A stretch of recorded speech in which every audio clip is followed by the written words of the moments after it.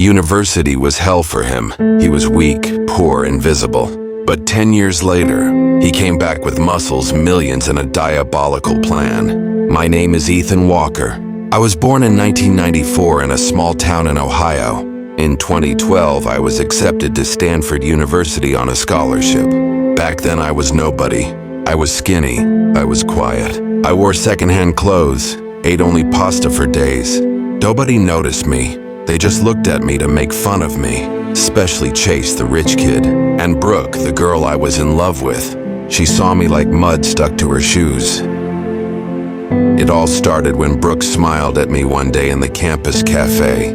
At that moment, my world stopped. The girl I had stared at from afar for months. The girl whose name made my tongue tremble at the mere mention of it. She looked at me and smiled. Thousands of scenarios spun in my head. Maybe he's really starting to see me, I said. Maybe I'm worth something too.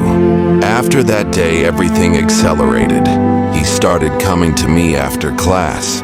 We drank coffee together, talked about projects, and one day when he touched my arm lightly, my heart felt like it was going to jump out of my chest. It was a miracle that he recognized someone like me, but miracles can also be the devil's mask. One Friday night, Brooke invited me to a party. "A smart guy like you deserves to have some fun," she said. I was overwhelmed. For the first time, I felt like a normal person. For the first time, like an insider instead of an outsider. I put on my best shirt for the night. I sprayed on some cheap perfume and told myself over and over in the mirror, "You can do it." The party was at Chase's house. The luxury, the glamour, everything was too much. But Brooke was there. A little music, a little laughter. Then he gave me a drink. "Just enjoy today," he said. And then everything went blurry. It was like a fog had descended on the room. My eyes were glazing over. My ears were buzzing. But people were still laughing. Suddenly I was made to dance. All of a sudden they made me do these ridiculous stunts. Flash bursts, phone cameras. But I lost control. I don't remember most of those moments. But I remember exactly what they did. The next morning, I got a notification on my phone. The most viewed video in the Stanford campus group. Nerd gone wild. College loser embarrasses himself on stage. That was me. Within a few hours, everyone on campus had seen the video. Everyone I made eye contact with was either giggling or looking away. Brooke was nowhere to be seen. "Chase?" She was just laughing. She tapped me on the shoulder and said, "Good show, man." And that's when something snapped inside of me. I didn't yell. I didn't yell. I didn't cry. I just closed the door to my room. I packed my suitcase. I looked in the mirror for the last time. I said goodbye to that weak, embarrassed child. At that moment, only one sentence passed through me. "One day I'll buy your laughter. And when that day comes, I won't laugh at all." And so I disappeared. But it wasn't an escape. It was the beginning of a plan to be written in the dark. I started from scratch in a new city. I had no name, no past. I changed my name. I deleted my phone, my email address, my social media accounts. I vowed to go from a loser with a Stanford degree to someone unimaginable. For the first 3 months, I just worked. 12 hours a day in the library, nights at the gym. When the veins in my arms started to show, I looked in the mirror for the first time and said to myself, "You're changing." But physical transformation was not enough. I had to go from being a joke they laughed at to a leader they looked up to. I made one rule for myself. Don't talk, show it. I started studying economics at a small university where I was accepted on a scholarship. But I wasn't just learning from books. I was digging in forums. I was learning code on the dark web, studying business models, digging into the background of cryptocurrencies. By the end of the year, thanks to an in-game item exchange bot I launched at 3 a.m., I made my first 10,000. It wasn't a fortune, but it was the first victory. In that moment, I pictured Chase's mocking look, Brooke's fake smile, and I thought to myself, that was just the trailer. The real movie is starting. I invested the money I made right away. I built e-commerce sites. I figured out advertising algorithms. And by the age of 22, I was an anonymous digital entrepreneur making $70,000 a month.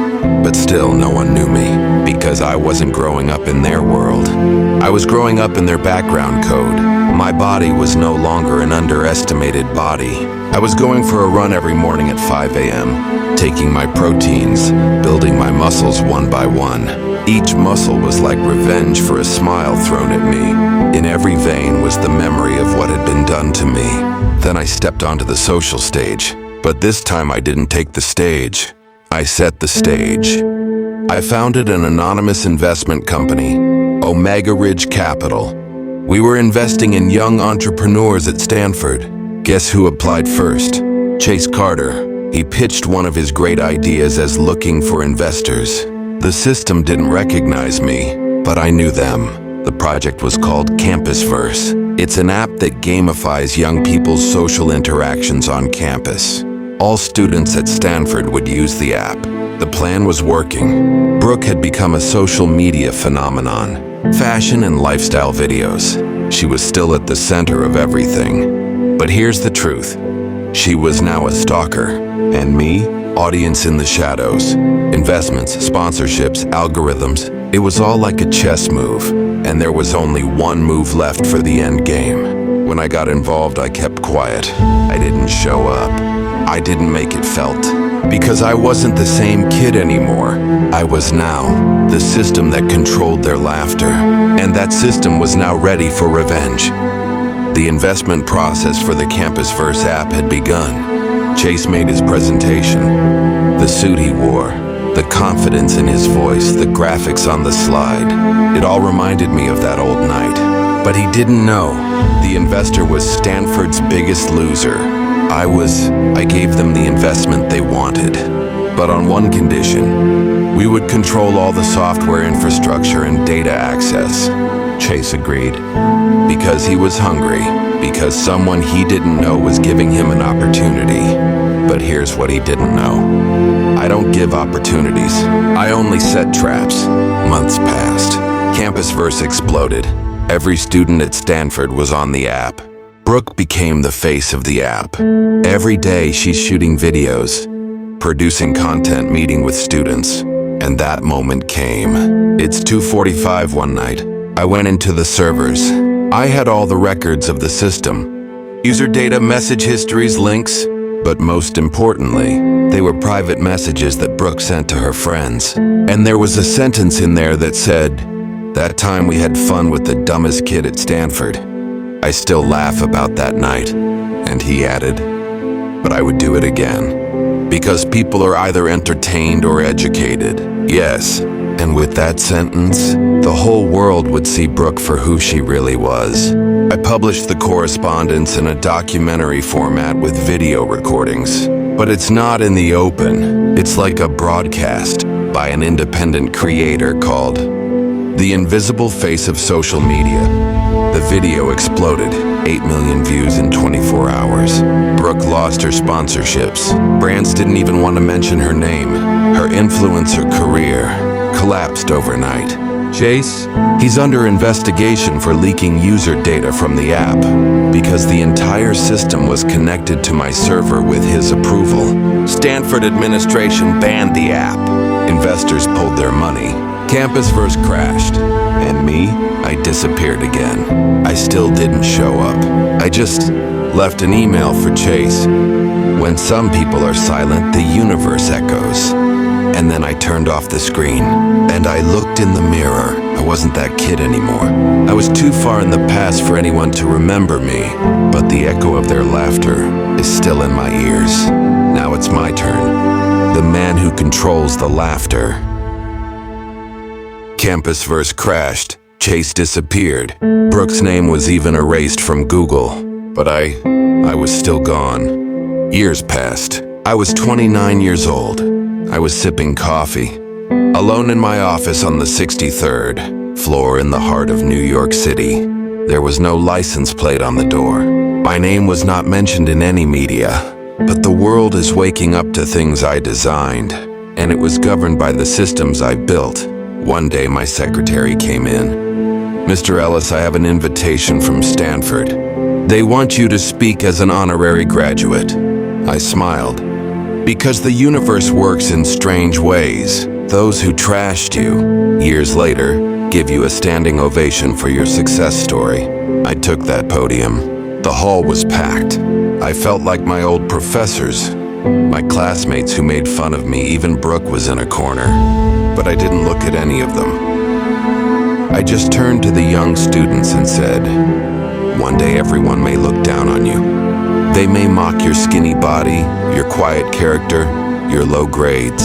But remember, revenge is the weak man's poison. Strategy is the strong man's weapon. I have silenced my weapon. And it is with that silence that I come to this podium today." The hall stood up. There was applause. But I wasn't there for applause. I was there to tell the quietest form of revenge. As I was leaving Stanford that day, a young man approached me in the middle of the campus. "Mr. Ellis, one day I want to be like you." I smiled. I put my hand on his shoulder and I just said, "Let them laugh. You just work." Because the last one to have a real laugh is the winner. Then I kept walking. I am not the winner in this story. The winner is everyone who chooses patience, not laughter. And after that day, those who knew my name were silent. And those who didn't stayed too far below the surface to recognize me anyway.